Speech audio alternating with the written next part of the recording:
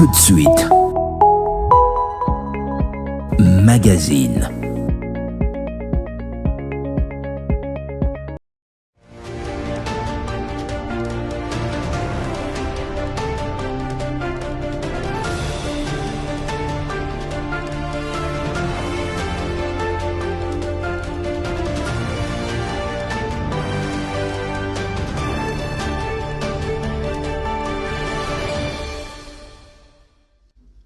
On reconnaît les hommes avec grand H et des femmes avec grand F pendant les moments difficiles.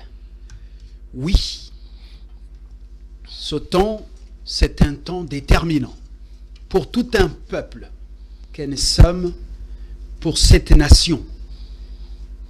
Les traîtres internes, externes, ne peuvent pas nous empêcher de rêver encore et surtout de relever le défi.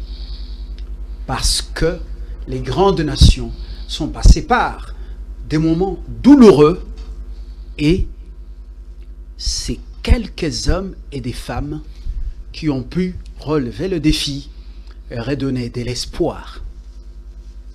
Oui, la plus grande armée et l'armée la plus redoutable, c'est le peuple. Comme celui qui s'est levé ce matin dans la ville de Bukavu, au sud Kivu, dans une mobilisation impressionnante pour dire non à cette armée des incirconcis avec une étiquette bien connue qui fait le tour du monde, M23, une fabrication de gens. La situation semble être alarmante, mais ce peuple imprévisible, c'est un peuple qui a toujours défié l'histoire. Souvenez-vous, les étudiants, ce qu'ils avaient fait contre la prise de Bukavu par Mutebutsi et un certain Kundaba Touareg. Souvenez-vous de ce que ce peuple a fait dans l'histoire de ce grand pays au cœur de l'Afrique. La cour des aigles, autour de la table, j'ai ma consoeur Ebenezer Bwanga Wenamoyo, que j'ai le plaisir de recevoir sur ce plateau, et deux invités, Richard Mpinda, politique, et en ce moment, on n'a pas besoin des couleurs politiques, on a besoin de la patrie.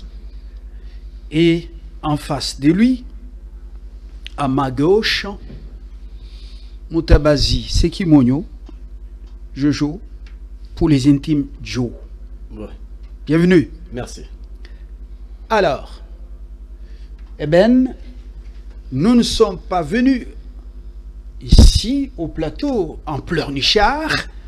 Nous sommes venus faire des analyses objectives et surtout dire à ce peuple que rien n'est encore joué définitivement. Parce que ce peuple a défié de gens qui étaient venus également jusqu'à Kinshasa. Vous vous souvenez, Soumze Laurent Désiré Kabila, paix à son âme.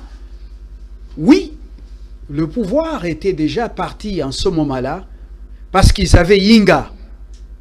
Et même des bébés étaient morts dans des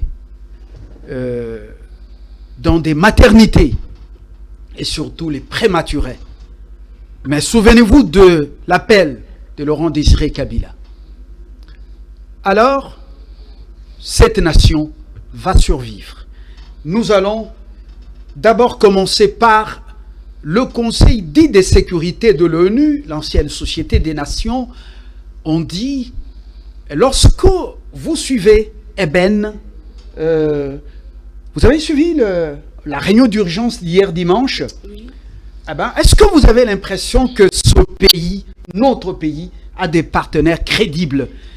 Et est-ce que, quand vous suivez la Chine, quand vous avez suivi le représentant de la Russie, à part la Norvège, le Pakistan, quelque part, Est-ce que vous avez l'impression qu'on a des partenaires? Avant de donner la parole aux invités, nous allons faire une lecture apprivoisée de ce qu'a été ce Conseil de sécurité avant de revenir sur le terrain de manière objective.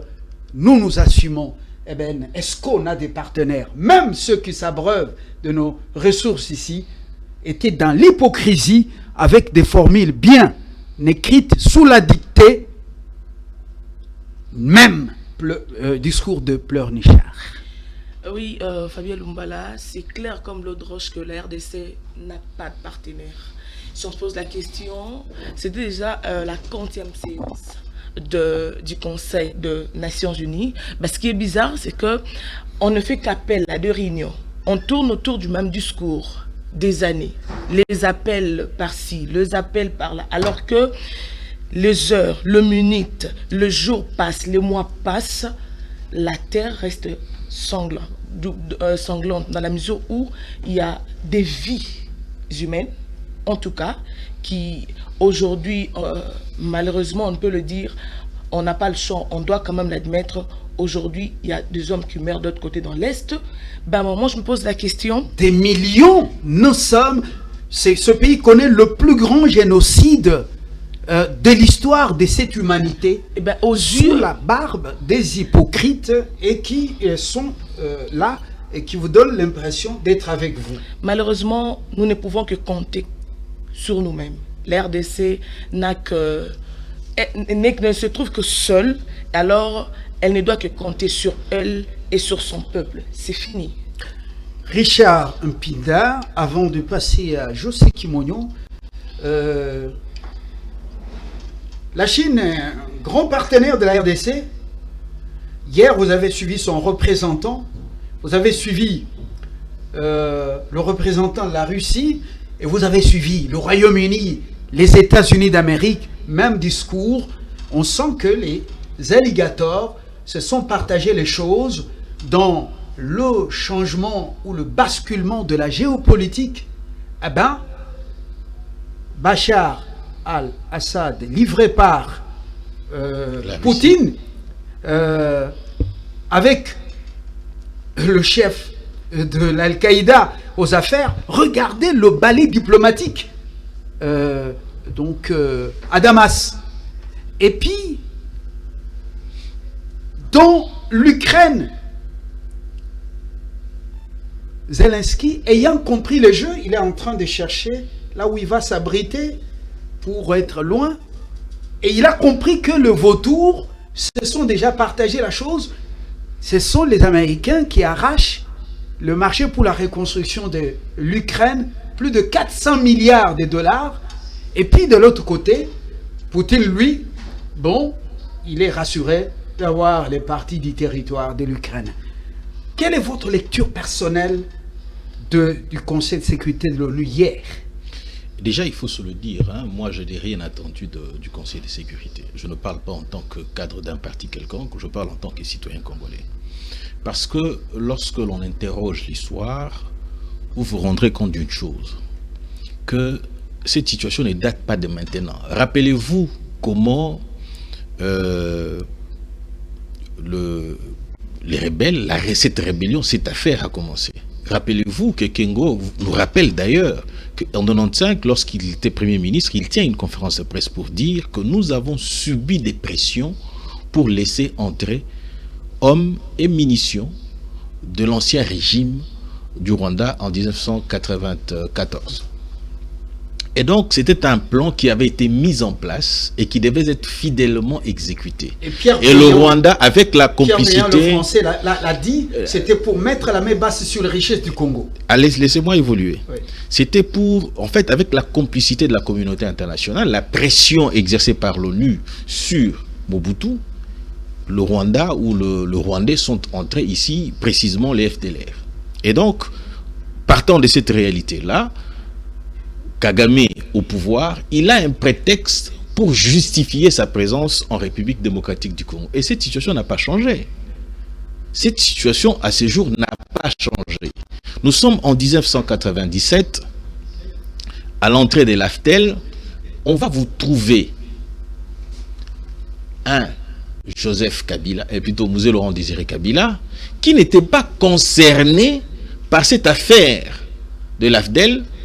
On le placera à la tête de cette prétendument rébellion entre guillemets pour éventuellement conduire l'objectif ou conduire l'ambition expansionniste d'une part du Rwanda et l'ambition de piller les richesses de l'Occident.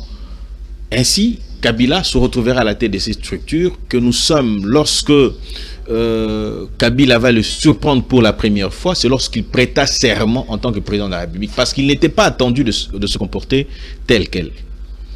À la suite, il va se rendre compte que la démarche de ses alliés n'allait pas dans le sens d'aider la République démocratique du Congo, mais c'était plutôt de détruire ce que nous sommes, ce que nous représentons. Musée va essayer de se rebeller, on va l'abattre. On trouvera qui placé à la tête du pays, c'est-à-dire Joseph Kabila, qui a accompagné, je vous épargne, le mixage et brassage à la source de la fragilité de l'armée que nous avons aujourd'hui. Eh bien, après les élections de 2018, nous avons Félix Antoine Tshisekedi. Puisque Tshisekedi n'est pas dans la logique occidentale, c'est-à-dire que de continuer à servir l'Occident, ben, c'est clair. On doit mettre pression sur lui. Et aujourd'hui, l'élément de pression, c'est Goma. C'est disant qu'il faut faire pression pour qu'il cède. Il va céder en quoi? Rappelez-vous encore qu'en 2013, pour que le Rwanda se retire de Goma, il fallait qu'il y ait des négociations. Kabila est allé négocier avec Museveni et Kagame, et il a fait des concessions. Lesquelles concessions? Accorder le couloir militaire au Rwanda, politique et économique. Et donc, continuer à exploiter indéfiniment les richesses de la République, continuer à décider de qui pourrait gérer militairement ou politiquement la partie est de la République. Et donc, c'est cette logique-là. Et aujourd'hui, comme l'Afrique, dans l'entendement de l'Occident, comme l'Afrique ne doit pas gérer ses richesses seule, ou si l'Afrique doit gérer ses richesses, mais ça doit être au profit et au bénéfice de l'Occident, ben voilà pourquoi tous ceux dont vous avez cité au Conseil des Nations Unies ne peuvent que dire une chose, maintenir leur ligne en déclarant que le M23 doit cesser. Et pourtant, les rapports même de cette ONU démontrent que le M23 n'est qu'un coquille vide et que c'est le Rwanda qui est à la base de l'insécurité qui gangrène à l'est de la République. Nous allons revenir à vous, Richard Mpinda. José Kimonyo, ce n'est pas la première aventure, mais avant de rentrer sur le terrain, nous restons à New York. Un conseil de sécurité, une réunion du conseil dit de sécurité, une réunion de bureau, pour rien, une distraction. Est-ce que vous avez l'impression que le complot contre ce pays, c'est un complot mondial et on n'a personne, mais alors personne au chevet du Congo? Est-ce que c'est votre façon de lire les choses? Non, on essaie de simplifier les choses. Revenons par exemple au Rwanda. À la fin, les Hutus fuient la guerre. Ils entrent au Congo. Bien sûr, il y a des pressions. Mais Mobutu voulait que ces gens-là rentrent à l'intérieur pour se battre. Ils ont dit non. On doit voir qu'est-ce qui s'est passé. Il faut comprendre dans l'histoire, il y a ceux qui la font. Il doit rentrer à l'intérieur pour se battre où? Au Rwanda. C'est moi qui pose des questions. Non, je voulais comprendre. Au Rwanda, je sais, je peux te donner l'information. Il les a dit, je vais vous donner des armes, rentrez. Rentrez chez vous. Chez vous. Je veux vous seconder. Mais ils étaient venus avec les vaches, l'argent, ils sont égarés au Congo. Alors, il y a ceux qui font l'histoire et il y a ceux qui profitent des erreurs. Kagame a profité, il a eu le temps. Kagame, quand il est venu au pouvoir, ce n'était pas lui le président. Il y avait un Hutu Il y avait président. Pasteur Bissoumou. Bissoumou. Et puis il a ne m'amenez pas. Je dois dans- vous amener dans là-bas. cette- Je dois nous, vous am- nous restons à New York. Non, non, d'abord. non, non, non. Il ne faut pas C'est simplifier moi les choses. qui oriente les débats. Vous m'avez posé la question, je ne vous réponds pas. Il faut comprendre les choses pour que j'arrive à ce qu'on arrive. Il y a ceux qui créent l'histoire et il y a ceux qui profitent de l'histoire. Kagame, c'est un profiteur des incidents. On va au conseil au conseil de sécurité. sécurité. Un jour, je vais là, on est en train de vouloir pousser pour les sanctions économiques. L'ambassadeur du temps du Congo, RCD, dit, on comprend que la RDC a les richesses, que ça doit profiter aux voisins. C'est l'ambassadeur C'était qui l'ambassadeur du Congo? du Congo. Il faut citer son nom. Je ne sais même Si plus. c'est un ambassadeur RCD, je peux Non, comprendre. non, non, non, non, c'était... Mais c'est quel ambassadeur? C'était l'ancien, il était professeur aux États-Unis à Charlotte. J'ai oublié Comment son nom. Vous parlez de Ntalaja, et plutôt du professeur Nzongola. Oui. Professeur Nzongola, à un moment donné, qu'on a placé à la place de... qui avait remplacé l'ambassadeur Gata. Qui a remplacé Gata. Oui. Oui. Mais c'est lui qui fait le discours. Le problème, c'est idéologique. On l'a aussi enlevé. On l'a enlevé. Oui, on l'a enlevé. Mais il a dit ça aux Nations, au Conseil de sécurité. Ça veut dire qu'on a un problème idéologique. On cherche. Votre question, c'est pour dire est-ce qu'on a des partenaires, ceci. Pourquoi on va chercher des le partenaires? Congo n'est pas seul, messieurs. Parce qu'on est en train de chercher des partenaires. C'est idéologique. Les pays aujourd'hui, si vous voyez par exemple la guerre en Ukraine, il a des partenaires. Mais ce que la Russie lui refuse, c'est avoir des alliances et des pactes. On cherche des partenaires au lieu d'avoir des pactes. Et les autres ont des pactes. Quand vous avez pacte avec un autre pays, il est obligé de vous définir. Est-ce que les États-Unis et l'Israël, ce sont des partenaires? Non, il y a des alliances. C'est idéologique. On est allé aux Nations Unies, on est allé dans le Conseil de sécurité entre les loups qui ne s'aiment pas. Mais ils ont un pacte, ils s'entendent. Ça veut dire que vous pouvez passer une mesure, il suffit qu'un pays ne vote pas contre, s'abstienne. Ça passe pas. On doit changer idéologiquement Faut notre... le dire. Ils ont pris tout le temps, comme Wagner leur a formulé, a tarabusté cette manière de faire les choses. Hier, ils ont pris le temps pour que la situation pourrisse sur le terrain. Le communiqué tarde à être publié pour une résolution de ces conseils de sécurité. Alors, quelle impression qu'on peut faire? franchement, On est en train de chercher des partenaires. La Chine, c'est notre partenaire économique. Mais on n'a aucune alliance au pacte de défense avec tous ces pays. Ça ne va rien se passer. Si vous voyez... Alors, dites-moi quel pacte on a avec la Chine. Il ne peut pas intervenir. Mais les autres... je ne veux pas est-ce que vous appelez à un débat politicien? Non, non, on n'est pas dans un débat, s'il vous plaît. Non, non. Lorsque la Chine pompe les minéraux ici, et le combat contre la Chine sur le sol congolais, ça a été... Les Chinois ne se sont pas, au départ de Mobutu, ne se sont pas retrouvés au Congo. Ça a ici. été justement dans la de quel, politique de Biden qui vient de partir, freiner, pas de pacte s'il vous avec la plaît, Chine. Même à ce moment-là, s'il vous plaît, avancer, freiner l'avancée de la Chine au Soudan, Oui. et le Soudan a été mietté, même le Soudan du Nord, et puis freiner l'avancée de la Chine en RDC. Et cette Chine, vous l'avez suivi hier, même la Russie, qui semblait être près de Lumumba, le Lumumbisme et tout ça, vous avez suivi hier, tous des hypocrites. Non. Alors, quel pacte, quel distinguo entre les pactes et le les pactes, ça veut partenariat? dire c'est sur un papier. Par exemple, aujourd'hui, si vous attaquez la Chine, surtout nucléaire, la Russie va intervenir. L'OTAN, c'est un pacte. On a refusé à l'Ukraine d'entrer à l'OTAN. La Russie a dit ligne rouge. Parce que dès que l'Ukraine entre dans l'OTAN, dès qu'on allait toucher l'Ukraine, les Européens devaient intervenir. C'est idéologique. Quand on cherche des partenaires, c'est juste des partenaires. Mais si on avait des pactes, ça veut dire un autre pays va s'engager à nous défendre. Eux, ils ont un pacte entre eux dans le Conseil de sécurité. C'est un pacte.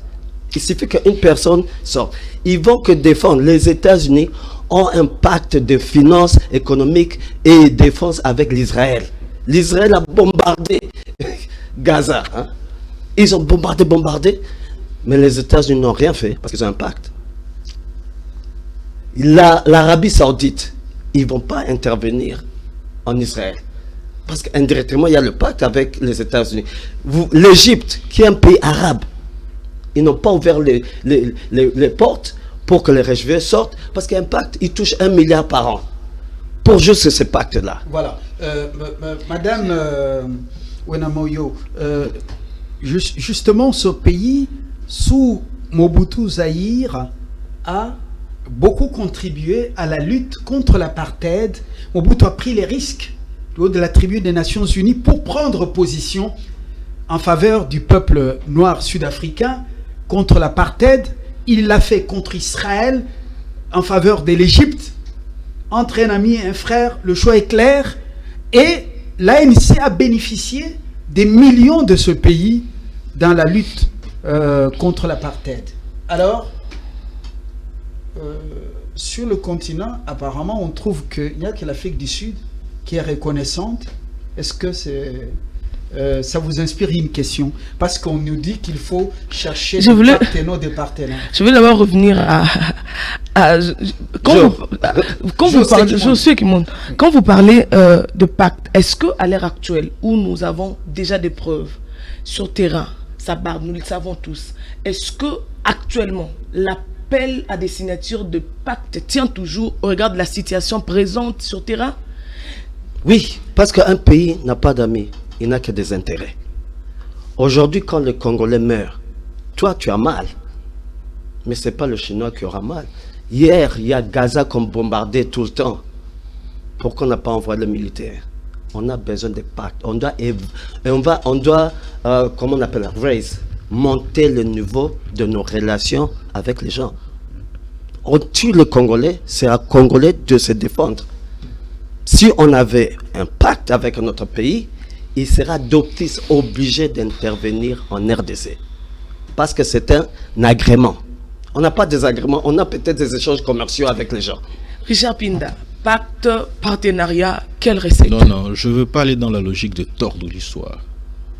Parce que lorsqu'il voudrait responsabiliser Mobutu et justifier Kagame, je ne suis pas d'accord avec ça. Il dit ceci, il dit Mobutu a voulu armer les FDLR. Mais vous oubliez une chose, que le Rwanda n'avait pas que pour frontière la République démocratique du Congo. Le Rwanda avait la Tanzanie, le Kenya, l'Ouganda et le Burundi. Mais les autres pays avaient fermé leurs frontières et on a ouvert un couloir humanitaire en République démocratique du Congo. Pour quel objectif? Le plan était déjà mis en place à ce niveau-là. L'objectif était que les Américains, Clinton et consorts, et Blair d'ailleurs, devaient soutenir Kagame qu'il accède au pouvoir. D'ailleurs, il y a même une journaliste anglaise qui a écrit là-dessus. Elle a donné des détails pour démontrer cette complicité-là. Et d'ailleurs, si vous lisez encore Charles Onana, dans son ouvrage, il vous démontre que même il y a le secrétaire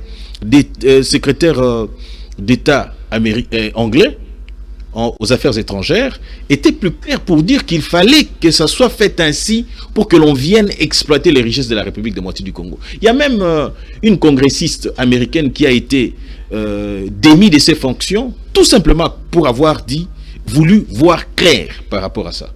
Et donc, je me sens très mal à l'aise lorsque les gens tordent de l'histoire de la République telle qu'elle et de la responsabilité même du Rwanda.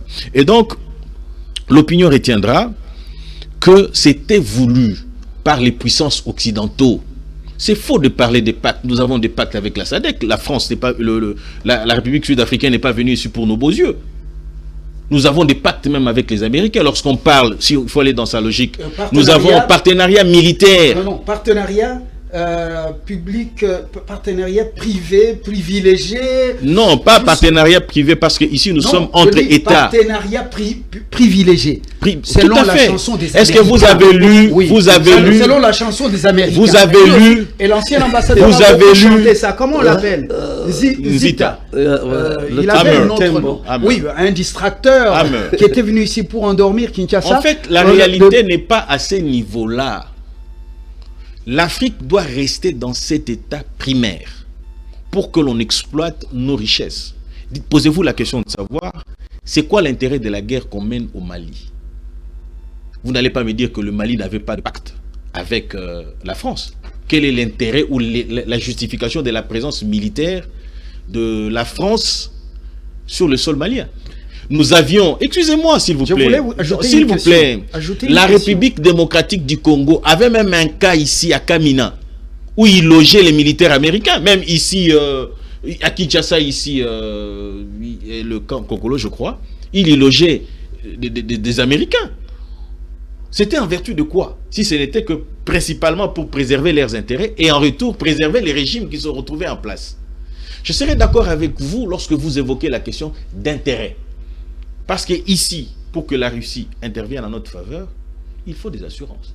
C'est-à-dire qu'il faut carrément tourner le dos parce que BRICS ne souhaite pas avoir affaire avec des États qui tâtonnent. Alors, puisqu'en ce qui nous concerne, nous tâtonnons. Mais il y a une question importante, parce que vous parlez de décisions à prendre, choisir un bloc, mais il se pose aussi un problème. J'ai fui désigné il y a quelques années par le département d'État pour interviewer la première personnalité de la sécurité intérieure américaine qui était en séjour à Kinshasa, en la résidence de l'ambassadeur. Elle m'a répété, dans cette interview, je garde la vidéo, que sur le terrain, les chances ne sont pas égales. La RDC a trop donné aux Chinois, qui sont privilégiés, et nous, on n'est pas privilégiés. Or, dans Freeport McMoran, qu'on appelle TFM, ce sont les Américains qui ont vendu aux Chinois. Je ne sais pas s'il s'agit de la vente. Et le gouvernement congolais a été informé tardivement. Je ne sais pas s'il est entré en possession de ces droits. Alors, cette Chine et ces États-Unis d'Amérique sont des partenaires qui se retrouvent donc quand il y a partage du butin. Alors, et nous devenons un champ de bataille. Et là, vous parlez d'une décision à prendre pour aller dans les blocs. Non, je voulais... Chez Poutine. Laissez-moi en fait développer ma pensée. En fait, le vrai problème, c'est que eux tous, en se positionnant avec ou à côté de la République démocratique du Congo, ils vont assurer... Rappelez-vous, c'est partant de la République démocratique du Congo qu'on a mis fin à la Première Guerre mondiale. C'est-à-dire qu'en termes de matières premières, nous représentons une position qui peut permettre à ce que soit c'est la Chine, soit les États-Unis, soit la Russie puissent maintenir une position dominante. Et donc, je reviens ici pour dire une chose, pour faire comprendre à nos compatriotes. Tshisekedi, s'il va seul vers l'Occident, vers plutôt la Russie, on l'abattra. On va le tuer, de la même manière qu'on a tué Mouzé. La meilleure façon pour nous, pour ne pas perdre le temps, comme nous l'avions connu avec Mouzé, il faille à ce que la population se soulève. Et la population, en se soulevant, la population doit s'en prendre aux figures de pouvoir occidental. C'est-à-dire que nous devons aller dans des ambassades. Les ambassades, s'il faudrait les chasser, nous le faisons. Parce qu'il s'agit de notre terre. Il s'agit de nos richesses. Jusqu'à quand nous allons continuer sous ces néocolonialismes? On peut dire tout ce qu'on veut. On peut développer par les Américains ou même le représentant américain ici. On peut développer, parce que lorsqu'il accuse le professeur qui a évolué aux États-Unis, c'est parce qu'il a adopté la philosophie américaine. Vous allez suivre, vous allez vous rendre compte qu'il a même la nationalité américaine. C'est-à-dire qu'un Américain défend d'abord les intérêts américains. C'est de la même manière avec, on a voulu nous donner l'impression que l'expert auprès de qui on a recouru, l'expert belge auprès de qui on a recouru pour l'élaboration de cette constitution, rappelez-vous, lorsqu'on dit Kabamba, on a l'impression que c'est quelqu'un du Kasaï, mais il était là pour préserver les intérêts de la nationalité qu'il avait adoptée, la nationalité belge. Bon, et donc, je voudrais un des parents du pays agresseur. Alors, il faut pas s'y voiler la face. Exactement. Donc, laissez-moi évoluer pour dire tout simplement ici, le problème ici, c'est un problème du développement de l'Afrique. L'Afrique doit être maintenue telle qu'elle. J'ai posé cette question ici, je la repose encore. Tshisekedi est arrivé, il est au pouvoir, il était comme une chemise sur le corps d'un individu avec amer. Partout où il devait aller, c'était amer. Partout où il devait descendre, c'était avec amer. Quel a été l'apport des États-Unis d'Amérique en République démocratique du Congo? Un partenariat du point de vue privilégié, chanté, du point de vue économique. J'ai toujours posé cette question. Même si on doit construire des toilettes publiques et faire payer les individus, c'est l'argent qui entre. Merci. Quel a été l'investissement des Américains en République démocratique du Congo? C'est pour dire ceci. Excusez-moi, je voudrais chuter. Ah, mais vous n'allez pas monopoliser la parole, monsieur. Monsieur Pinda, s'il vous plaît. Nous sommes en direct et nous avons beaucoup de messages. Nous sommes en direct. Vous ne pouvez pas appeler parce qu'on ne peut pas vous prendre justement un appel. Vous pouvez nous envoyer le message. Un téléspectateur à Kampala nous dit bonjour Fabien, bonjour le plateau. Nous sommes en train de vous suivre. Sachez que le jeudi, il y a eu réunion de John Numbi, officier ougandais, officier rwandais, officier sud-soudanais, équipé assisté des Nanga, équipé de Thomas Lubanga pour les assauts contre Kassindi, Mahagi et Aru. Voilà l'information qu'il porte à notre... Il y a beaucoup de messages de gens qui nous suivent en dehors justement du pays et même ici. On va les lire progressivement pour ne pas monopoliser la parole. Nous voulons quitter New York, mais avant de quitter, les Américains ont abandonné, vous avez vu dans quelles conditions, l'Afghanistan, et les Afghans qui leur avaient tout fourni, les informations qui étaient leurs collabos. Et vous avez vu le spectacle. Certains cherchaient à s'agripper aux ailes des avions. Mais c'était peine perdue. Certains sont morts, même des enfants asphyxiés. Ces gens, le sang qui coule dans les grands lacs, ce n'est pas leur affaire. Nous allons vers quel débouché? Je réponds, mais je voudrais dire une chose. Quand on parle de la différence entre idéologique, quand vous dites que on est dans un pays, les gens viennent prendre nos ressources, pour moi c'est un peu dire c'est fataliste. Je dis non, ils veulent, tout le monde veut ton mari ou ta femme, si je peux faire terre à terre, mais c'est pas dire qu'il faut la laisser ou le laisser. C'est nous qui devons décider de nos terres et ça demande un changement idéologique. Par exemple, vous parlez de l'Afrique, moi je ne suis pas panafricain. Oui, mais on en parle. Je ne suis pas un panafricain. Moi, je dis le rôle de la RDC, c'est de coloniser le monde, en commençant par l'Afrique centrale. Quand vous voyez l'idée de l'ASC, ASC vient du régime de Kabila. AFC. Non, ASC, East African Community. Joindre, ça vient de là-bas. Et moi, j'ai vu des gens de Tshisekedi. Je dis, il ne faut pas le faire. Parce que je pensais qu'ils étaient idéologiquement différents. Vous savez ce qu'il m'a dit? Non, on doit avoir des amis. On doit s'ouvrir le monde. On doit être l'Union européenne. J'ai dit non. Même l'Union européenne, il y a ceux qui contrôlent, colonisent les autres. Par exemple, l'Allemagne et la France, ils colonisent tous les autres. J'ai dit non, c'est idéologique. L'Afrique, oui, on a des ressources. Oui, les autres veulent puiser chez nous. Mais on ne peut pas dire ils ont des complots. Et alors? Ils ont des complots. Et alors? C'est la compétition mondiale. Ce n'est pas que c'est un fait accompli. On doit battre les gens. La Chine aussi a battu les gens. La Chine était sous l'emprise, c'était le petit du monde.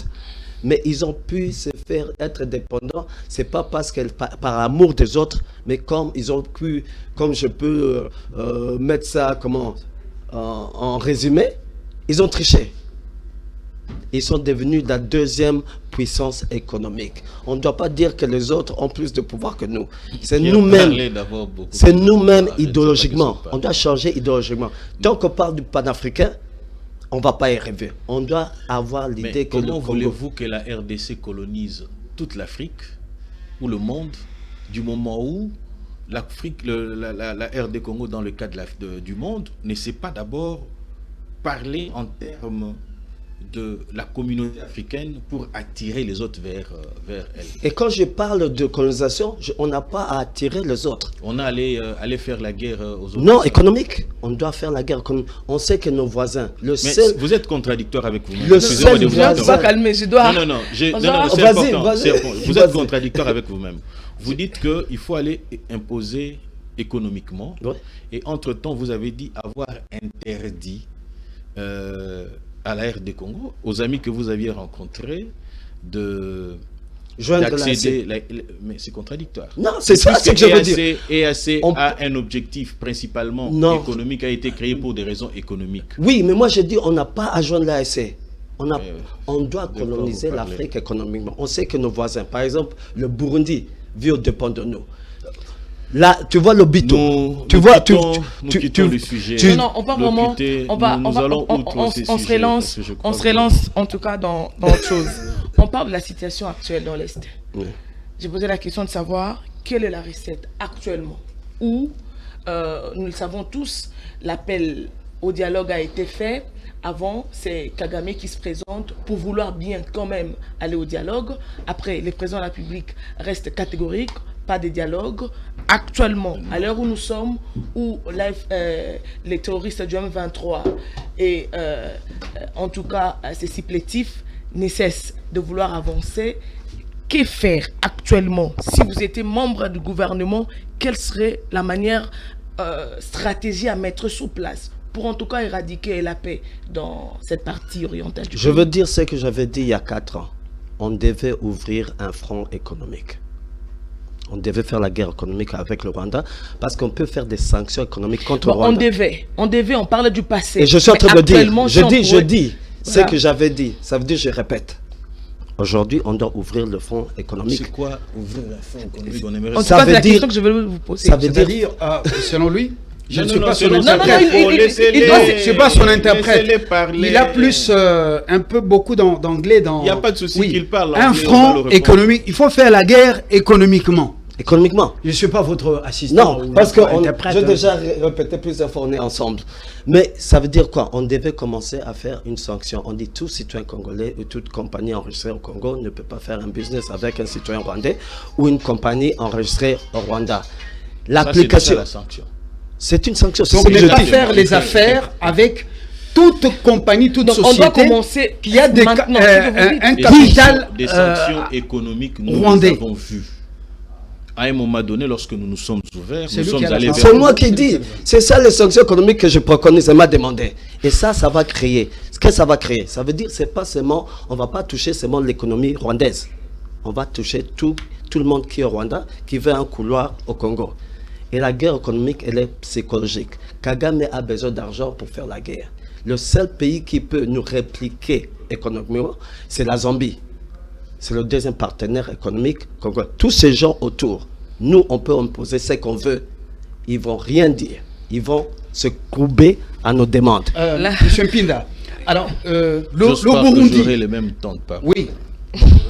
On n'est pas dans un débat des politiciens. Non, j'ai plus de temps. Voilà. Non, mais j'aurais souhaité expliquer chaque fois ce que je vais déballer. Nous sommes sous émotion, même si nous sommes en train d'amortir les chocs.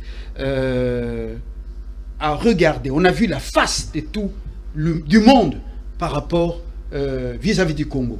Alors, le Burundi a fermé la frontière.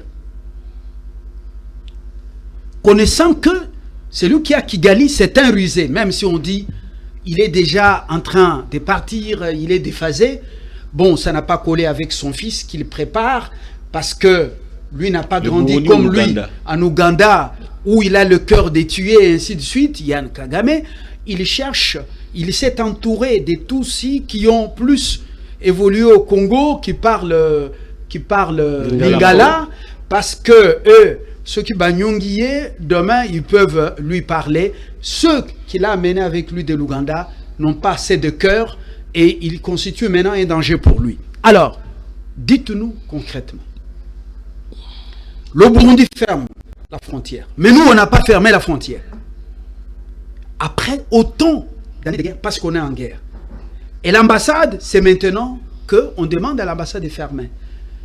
Est-ce que nous avons vu les choses avant, comme elles se passent maintenant? Est-ce que nous avons été anticipatifs?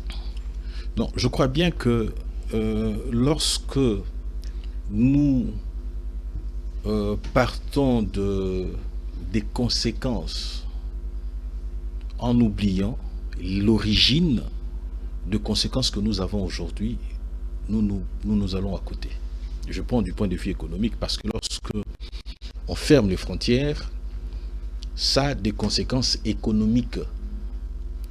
Le Congo ne produit rien du tout. Même le ciment pour... Excusez-moi s'il vous plaît, laissez-moi m'exprimer. Non, je sais où je veux en venir. Qu'est-ce que vous pouvez me laisser? Le pays est en guerre. Mais il faut relever le vrai problème pour voir comment y pallier. Laissez-moi développer mon argumentaire. Moi, je n'ai pas besoin d'un assistant qui pourrait m'interpréter différemment de mon frère qui est à côté. Voilà. Et donc, j'étais en train de dire ceci. Même les ciments pour implémenter les 145 territoires, on n'en a pas. Ça veut dire quoi? Ça veut dire que le moyen de pression économique que nous pourrions exercer aux autres, ou carrément permettre à la population de pouvoir subvenir à ses besoins si nous fermons les frontières, on n'en a pas. Il y a un adage qui dit « un ventre affamé n'a point d'oreille ». C'est-à-dire qu'il n'y a que les autres qui peuvent exercer une pression sur nous. Voilà pourquoi j'ai dit en insistant. Mais sur le plan sécuritaire, laissez les diplomates rwandais opérer pendant autant d'années ici et prendre cette décision après. En laissant le Rwandais faire tel quel. Nous l'avions dit que c'est parce que nous avons ouvert un front diplomatique. Lorsque vous dites avoir ouvert un front diplomatique, vous ne pouvez pas vous contredire en rompant toutes les relations diplomatiques. Parce que vous n'allez pas me dire que lorsque les Allemands étaient en guerre avec la France n'avait plus de relations diplomatiques entre eux. Il y a toujours un couloir que l'on laisse pour donner la chance à la diplomatie. C'est de la même manière qu'en temps de guerre. Même la Russie ici avec l'Ukraine. Mais on va trop loin. Le Burundi connaît très bien Kagame, Kinshasa. Si le Burundi connaît très bien Kagame, ce n'était pas le cas avec Tshisekedi quand il est arrivé au pouvoir. Et Tshisekedi allait faire tout cela avec quelle armée? Il y fallut pour Tshisekedi de jeter de la poudre aux yeux de Kagame, donnant l'impression qu'il était à sa merci, pour premièrement commencer d'abord par constituer une armée. Et donc, je pense qu'à ce stade-là, nous ne pouvons pas, aujourd'hui où nous sommes rendus, je pense que nous devons aller vers les solutions actuelles. Présentement, moi j'en appelle à l'opinion nationale congolaise, que ceux qui sont en République démocratique du Congo ou en dehors de la République démocratique du Congo, qui commencent d'abord par boycotter les intérêts français. Parce que c'est un avion qui est descendu à Gisenyi, qui a alimenté en armes le Rwanda. Ceux qui nous ont attaqués directement vers la borne 8 et 13, c'est avec les armes fournies par la France. Mais ici, nous sommes très contradictoires avec nous-mêmes lorsque nous voulons que les choses changent, mais en même temps, nous-mêmes Congolais, nous finançons la guerre. Comment les Congolais financent? Je m'explique, madame. Je vous prends l'échantillon de 20 millions de Congolais sur le 120 millions de Congolais que nous avons en République démocratique du Congo. Lorsque vous allez consommer $1 par jour en utilisant le bouquet Canal+, en utilisant le produit ELF, c'est-à-dire carburant et consorts, ok, il y a un pourcentage qui retourne en France. Et partant de ça, ce sont les dons que l'on donne à Kagame pour que Kagame vienne éventuellement nous tuer dans notre pays. C'est notre propre argent. Donc vous appelez, donc on peut comprendre au gouvernement. J'en appelle, ce n'est pas l'affaire du gouvernement. Nous attendons beaucoup du gouvernement et nous ne nous assumons pas en tant que population.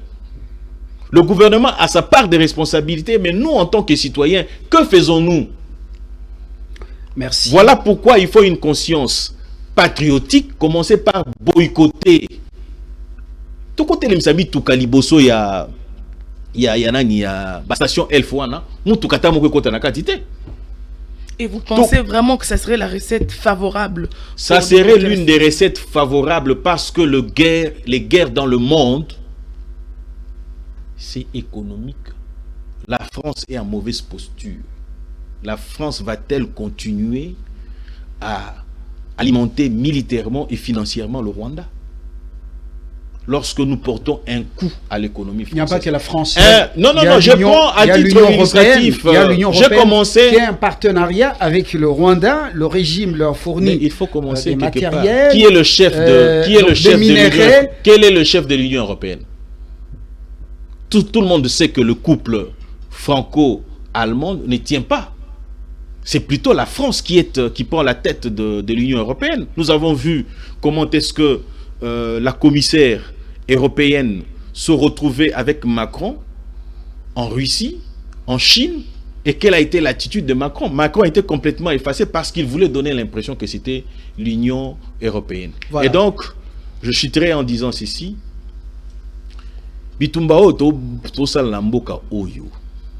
Solution dans la population congolaise. Et d'ailleurs, je suis désolé de constater que nombreux de chefs des institutions de la République ne se sont pas prononcés quant à cette situation ici. Ce qui est encore déplorable. Le Parlement, nous ne voyons personne. Vital Kamerhe ne réagit pas. Le président du Sénat, on ne le voit pas non plus. Il devait en principe prendre position pour témoigner même leur soutien au FARDC. Et voilà, le deuxième vice-président du Sénat, Modeste Batilukebo, était donc le samedi avec à la tête d'une délégation importante des parlementaires issus du Sud Kivu. C'était vraiment une demande express. Ils ont rencontré le président du Sénat. Un appui total a été justement renouvelé, la fidélité au commandant suprême et aux forces armées de la République avant d'aborder le volet diplomatique parce qu'on sent que les injonctions viennent de ceux qui nous font la guerre. Une réaction du Sénégal. On ne va pas la lire pour quelles raisons? Parce que ça comporte ici beaucoup de... On n'a pas besoin justement qu'on lise vos réactions qui ne favorisent pas en cette période ici l'unité des Congolais. Vous pouvez bien rester au Sénégal avec ça. Nous, on a besoin cette fois-ci d'être un bloc. Alors, M. Moutabazi. Je peux dire quelque chose. Un mot sur... Je dis c'est qu'on a...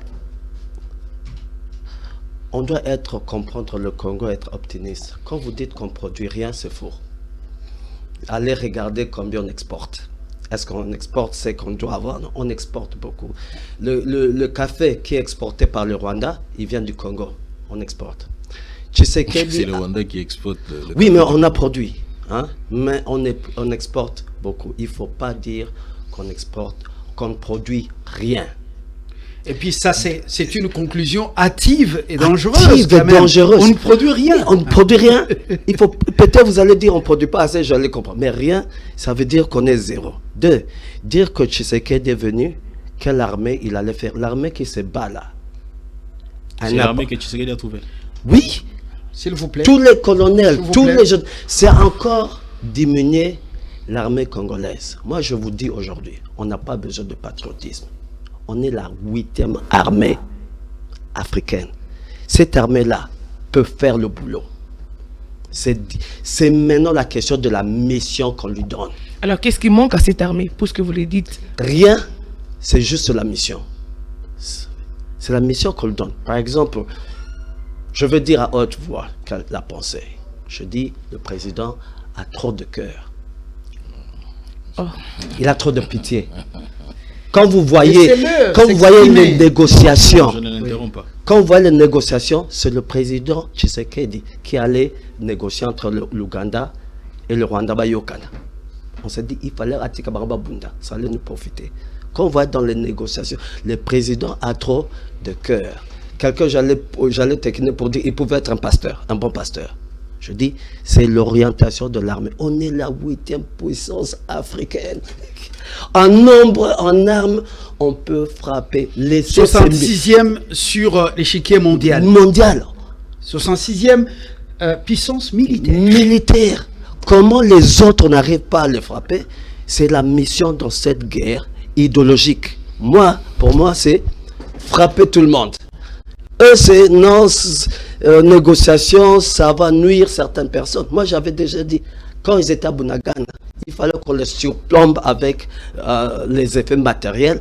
Il y aurait eu des dégâts humains, je comprends, mais on devait tuer l'œuf au début. Il ne faut pas voir cette armée comme une blague.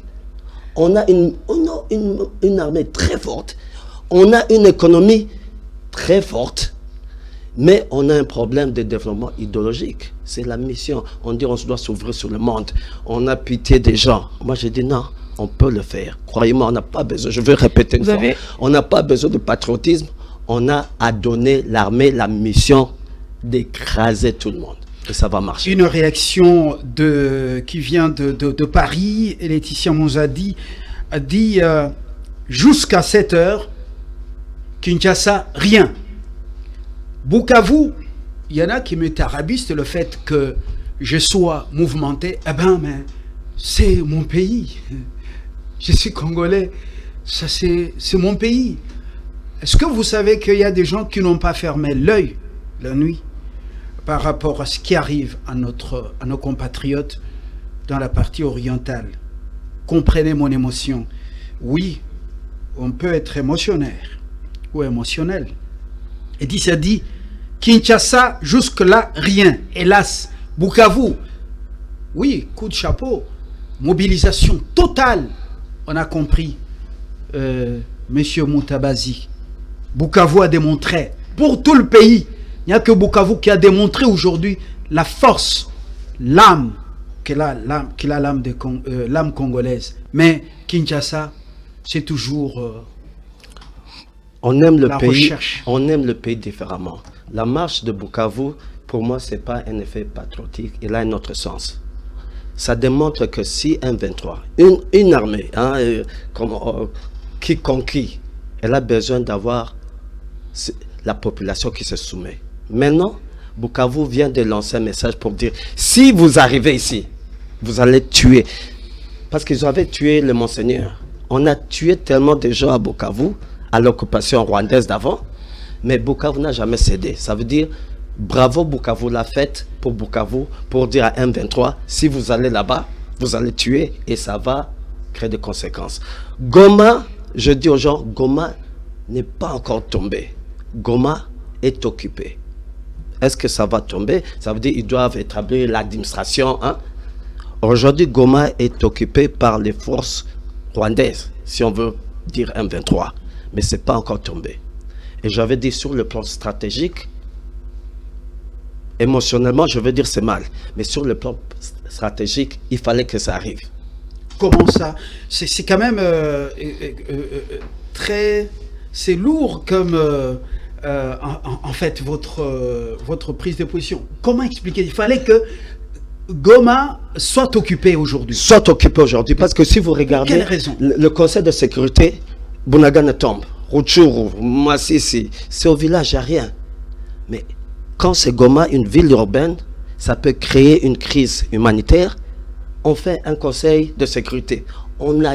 Ça veut dire Goma devait tomber pour que même nous tous, si je ne veux pas dire vous, qu'on en parle. Bunagana est tombé, on n'en a pas fait un scandale. Moi j'étais à Kinshasa. J'étais à Kinshasa, Bunagana est tombé, on n'a pas pleuré comme Goma. Moi, j'étais à la télévision, j'ai répété. On a dit des choses, j'ai dit, ça va aller.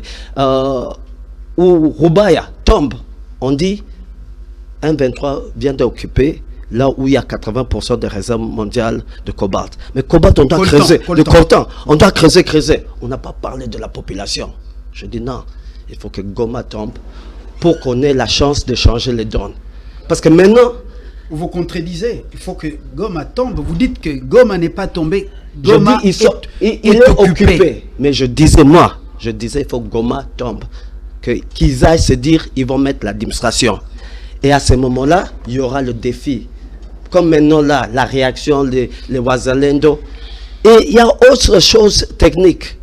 Le repli technique ne s'est pas bien fait. Parce que ce n'était pas préparé.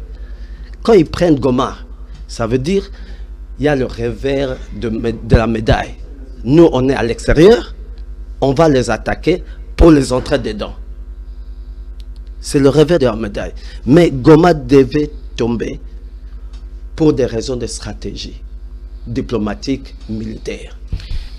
Moi, je vais poser la question à Richard. Vous avez suivi quand même son analyse, non? Très bien suivi. De par ses analyses, j'ai tiré quelques petites questions. Il a parlé de...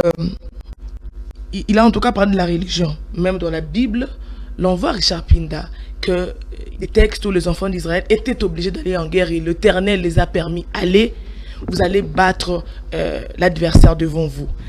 Aujourd'hui, dans ce pays, nous restons avec des discours de appel et voyons les résultats en retour, sachant bien que non, nous serons et nous resterons seuls dans ce combat.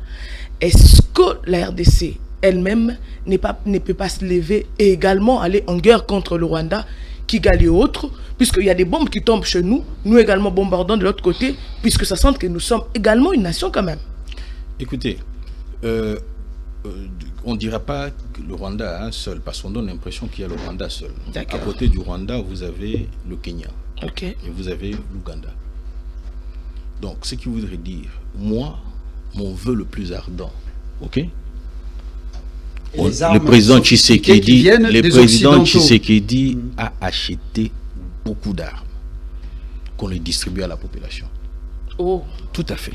Est-ce que vous êtes sûr? Tout le monde sera à même de l'utiliser.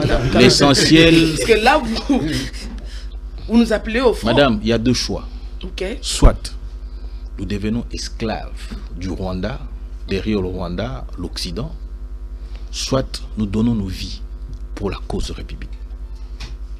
Et ceux qui resteront vont éventuellement rester dans une nation où on dirait que nous nous sommes battus pour une bonne cause. Alors, oui, nous avons laissé, excusez-moi, nous avons laissé... J'ajoute la question.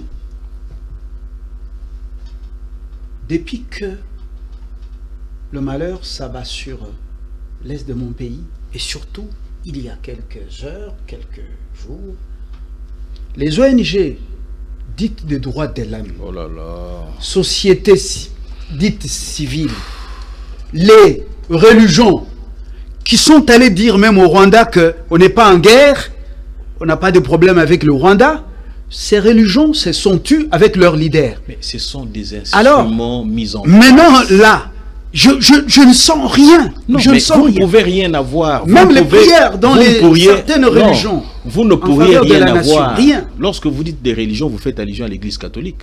Je n'ai cité aucune. Moi, je cite. Moi, je n'ai cité aucune. Non, moi, je cite. Parce qu'on ne savait pas comprendre pendant que nous sommes dans cette situation de guerre non déclarée, l'église catholique, à travers Ambongo, qui est son représentant, pouvait se retrouver au Rwanda et jeter de fleurs. Il jetait de fleurs. Mais qui est ce Rwandais qui allait faire la même chose en venant vers chez nous ici? C'est maintenant que l'église catholique devait, il faut le dire, il ne faut pas faire l'hypocrisie que font les membres du Conseil de sécurité. Il faut dire que l'église catholique ou bien religion catholique. Non, principalement, les églises ne trouvez pas des excuses à l'église catholique. Vanter le leadership de Kagame. Comme quelle autre religion? Oui, mais moi je suis. Quelle autre église? Le leadership de Kagame a été vanté par Ambongo.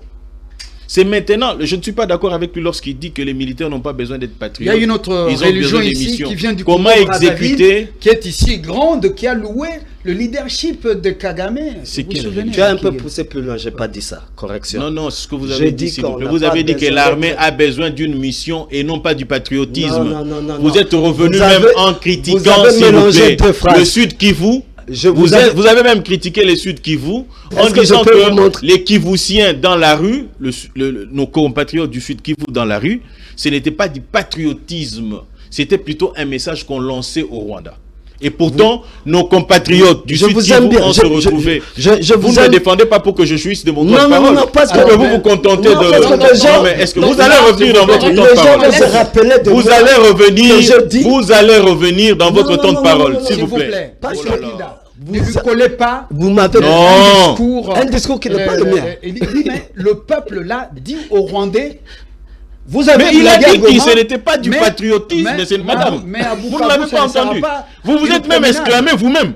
Vous vous êtes vous-même là. Alors, vous vous êtes exclamé. Politicien.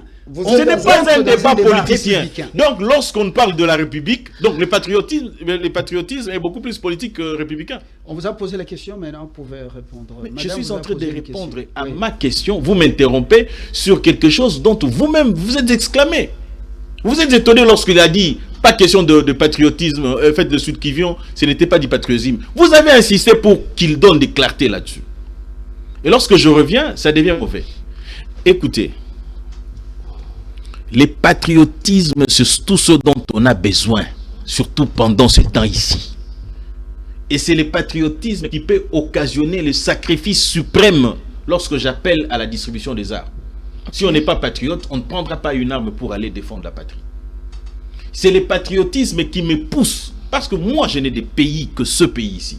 Je n'ai pas une double nationalité. Je refuse même de prendre la deuxième, une quelconque autre nationalité. Voilà. S'il vous plaît. Vous n'êtes pas venu parler de vous-même. Monsieur Pinda. Non. Je parle de patriotisme personnel. Si vous n'avez pas besoin que je m'explique, laissez-moi partir alors. Parce que ça ne servirait à rien. Vous, c'est toujours comme ça. Mais oui, ça va de soi. Vous voulez, si je ne suis pas d'accord parce que vous voulez m'imposer. Vous vous rappelez lorsqu'on était avec vous chez Télé 50, c'était comme ça. Lorsqu'on veut que ce qui sort de ma bouche. Je quitte le plateau, voilà. Mais c'est ça en fait, parce que je me sentirais plus à l'aise. Trop de chantage. Non, ça serait d'abord mieux que vous restez dans votre... Terminez.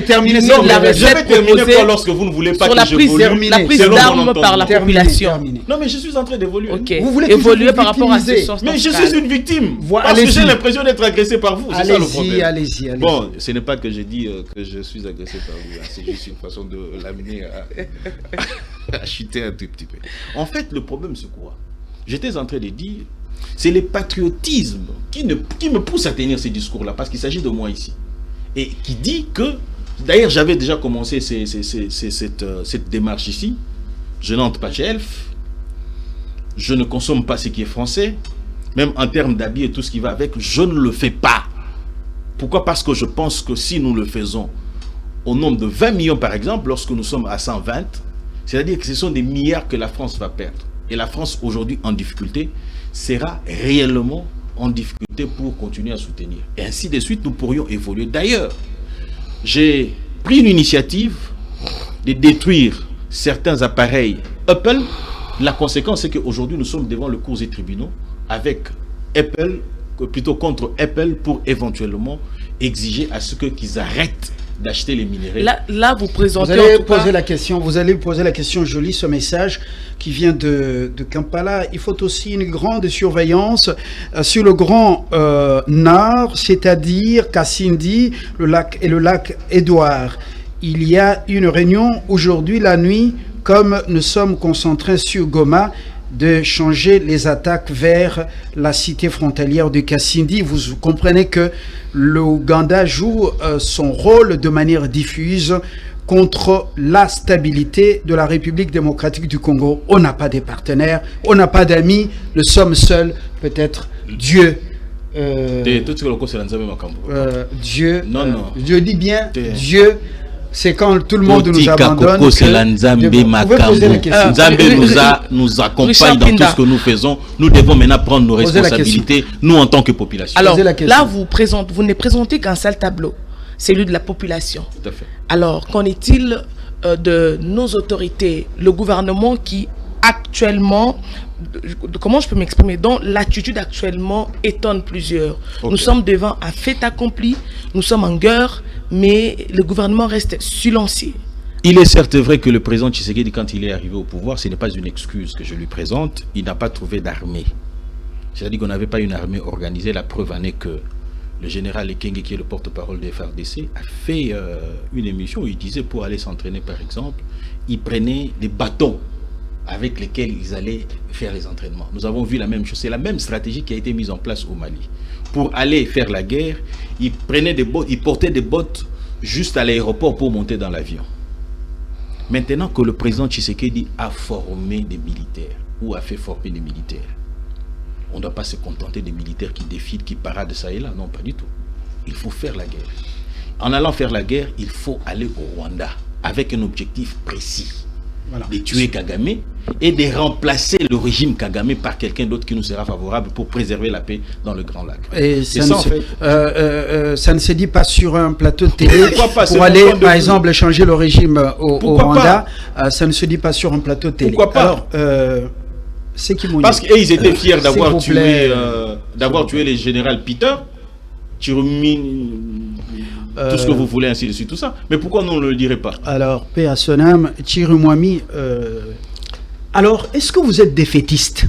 Même si ces incirconcis sont à Goma, ont occupé Goma, est-ce que vous êtes défaitiste? Qu'est-ce que vous dites aux Congolais, M. Moutabazi? Je vais au-delà de ce que certains journaleux vendus de Kigali sont en train de faire le travail, comme travail sur Twitter et autres réseaux sociaux, en train de vanter les prouesses et les conquêtes de ces incirconcis. Moutabazi. Ouais, je veux dire ça. Comme au temps de Covid. De Covid. On doit dire que moi, je ne suis pas défaitiste. On ne doit pas, parce que Goma est occupé, dire que la guerre, on l'a perdue. Non, on a perdu une certaine bataille. Et moi, je veux montrer aux Congolais que la bataille qu'on a perdue, elle est à notre avantage sur le plan stratégique. Ça réveille la conscience. Parce que maintenant, s'ils font des dégâts Goma, les Nations Unies, certaines nations vont intervenir. Pourquoi Tanzanie a intervenu? Du temps de M23 d'abord. C'est trouver une excuse dans la fait que certains de nos partenaires vont intervenir. Sur le plan stratégique, moi je dis, on ne doit pas pleurer. C'est une bataille qu'on a perdue, mais pas la guerre. Dédé, je voudrais te corriger parce que tu essaies de mélanger plusieurs mots que je dis. Vous voulez me porter correction? Oui, comprenez mon français. Je dis ceci. On n'a pas besoin de patriotisme pour gagner la guerre. On a besoin que l'armée fasse son travail. C'est leur travail. On ne peut pas donner les gens les armes en cours de route pour tirer n'importe quoi. Il y a des gens qui ont été formés pour ça. Et je crois fermement, par rapport aux autres, que notre armée peut accomplir la mission qu'on lui donne. C'est juste une question de la mission qu'on va leur donner. Je ne suis pas défaitiste. Je vois en long terme que c'est une bataille qu'on a perdue, qu'on devait perdre. Bon, vous parlez de l'armée, mais l'armée aujourd'hui que l'on présente un peu, qui pose un peu problème avec des infiltrations. Que faire? L'armée en soi est infiltrée, nous sommes en guerre, on essaie avec qui, en tout cas, collaborer pour... Dire qu'on est infiltré, on exagère parce que le Rwanda, mais là, vous êtes en train de nier c'est une question importante, madame. Le Rwanda, on a infiltré plus le Rwanda que le Rwanda nous a infiltrés. Tous les gars reprochés de Kagame, ce sont les Lingala-Fon. C'est la même chose. Mais maintenant, vous dites, même les informations aujourd'hui de la guerre, peut-être toi, tu n'es pas informé. Si aujourd'hui, les Ouazalendo se battent, parce que le Rwanda t'a informé, c'est comme ça qu'on les a, on les fait des embuscades. Les opérations de Ouazalendo, si toi tu ne le sais pas, c'est fait avec l'information du Rwanda. C'est à ce moment-là qu'on sait. Quand on a tué, je crois, un village, parce que les Ouazalendo ont tué un général rwandais. Comment on a su que le général rwandais allait être là? C'est parce que nous aussi, on a des informations de l'autre. Donc des infiltrations, c'est de part et d'autre. Mais notre problème, on veut en faire un handicap. On en dit tout le temps on est infiltré, ça veut dire on est suspect de tout le monde. Il faut comprendre, les traîtres ont toujours une raison de traîtrise. Il faut qu'on comprenne pourquoi on a, soi-disant, des traîtres dans le système. Peut-être c'est un système de sélection, peut-être, ou donner la raison pour que notre infiltration soit positive. C'est ça qu'on appelle double espionnage. On connaît ces infiltrés-là. On a déjà fait des rapports. Je dis en général, on a déjà fait des rapports pour comment utiliser ces mêmes personnes contre les autres. La guerre de là, si vous comprenez, c'est la guerre entre les traîtres qui étaient traîtres hier, qui sont devenus bons. Le général qu'on a mis, Tutsi, Munyamulenge, chef des opérations à l'Est, hein, je crois, des 3e région militaire. Il était avec RZD. Il a abandonné RCD. Il s'est battu contre RCD. Il a changé d'avis. Et puis il a laissé le Rwanda. Il est devenu avec Kabila. La guerre de l'Est, c'est la guerre entre les infiltrés d'aujourd'hui qui changent d'avis. Donc là, vous accusez au moins, c'est un peu aussi lié au choix du chef. Non, c'est pas seulement lié au choix du chef. C'est la raison, le motif qu'on donne à cette armée pour faire la guerre. Quand vous avez des gens qui disent hein, l'armée ne peut pas le faire, on doit donner à tout le monde des armes, tout ça, vous diminuez la confiance en cette armée. Moi, je dis, je ne veux même pas faire des slogans. Quel est le slogan Betelu et Koyate ou quelque chose. Je dis non, cette armée est Koyate. Oui. Cette armée est professionnelle. Elle peut faire le boulot. Moi, je crois tellement. Goma, qu'on ne pleure pas pour Goma. Qu'on ne pleure pas. C'est une bataille stratégiquement qu'on a perdue qui sera à notre avantage. Et dire que Kagame c'est un génie qui a tout planifié, c'est lui donner trop de crédit. Qui a dit ça? S'il vous plaît, je dis en général. Pour comprendre. Laissez-le réfléchir. Est-ce que quand je parlerai de toi, je dirai toi? Oui. Quand je parlerai de toi. Dit? Quand je parlerai de toi, je parle de toi. Votre tour va venir. À chaque fois qu'on parle de Kagame, on dit que hein, il a préparé ceci, on a fait ceci, c'est comme ça. Je viens de vous dire, il y a certaines personnes qui font l'histoire, et il y a certaines personnes qui savent profiter de l'histoire. Kagame, quelque part, avec son système, il sait profiter de l'histoire. Nous, on a à anticiper. Ça va aller. Ne pleure pas pour Goma. C'est une bataille qu'on a perdue, stratégiquement positive. On ne doit pas s'alarmer à donner tout le monde les armes, parce que cette armée-là peut faire le travail. Voilà, on a une réaction.